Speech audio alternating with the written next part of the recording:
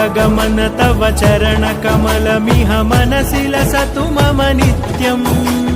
गरुडगमन तव चरणकमलमिह मनसि लसतु मम नित्यम् मनसि लसतु मम नित्यम् मम तापमपाकुरुदेव मम पापमपाकुरुदेव मम तापमपाकुरुदेव मम पापमपाकुरुदेव